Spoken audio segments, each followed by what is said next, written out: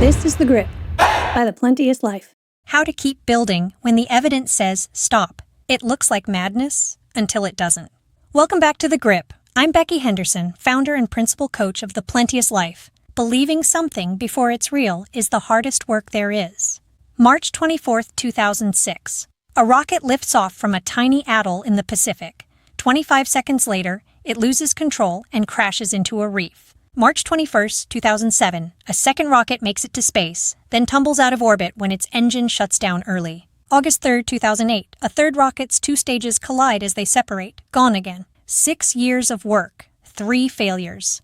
By the third crash, Elon Musk had poured nearly his entire fortune from the PayPal sale into SpaceX and Tesla. His marriage was ending.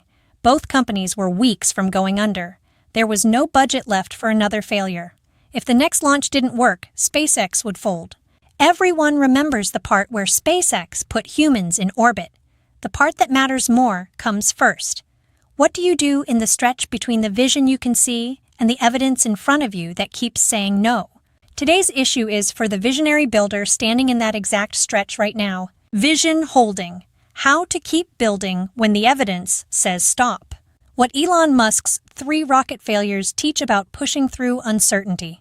On September 28, 2008, the 4th Falcon 9 reached orbit. Later that year, NASA awarded SpaceX a $1 billion contract to resupply the International Space Station.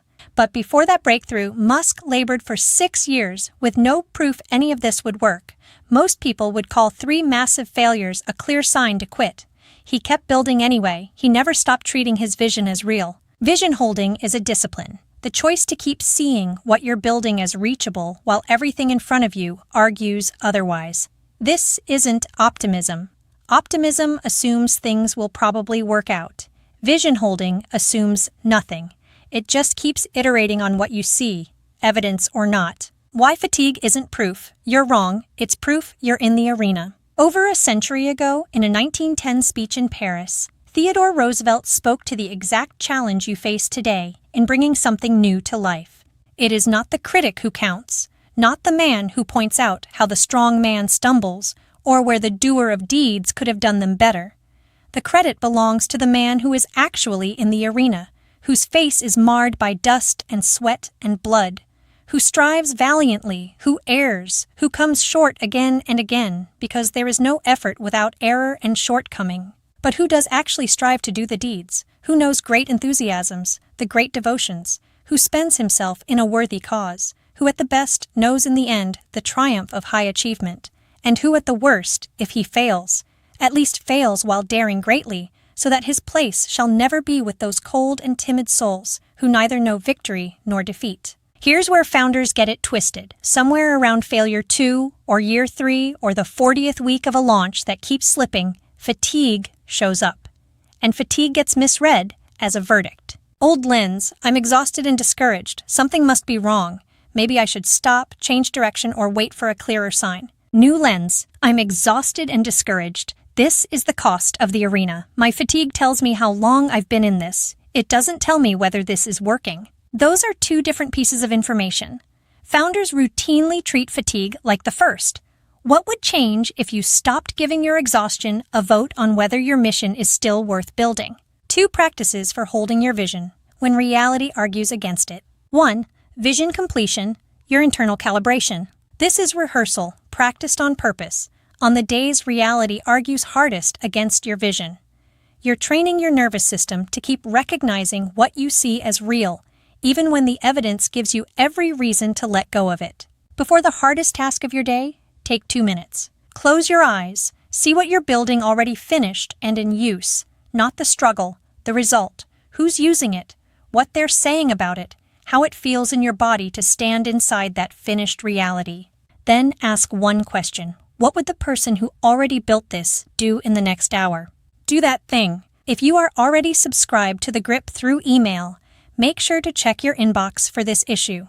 We've included a powerful tool, the Vivid Imagination Practice, to help you take this work deeper. Use it in your daily development time to stay connected to your vision.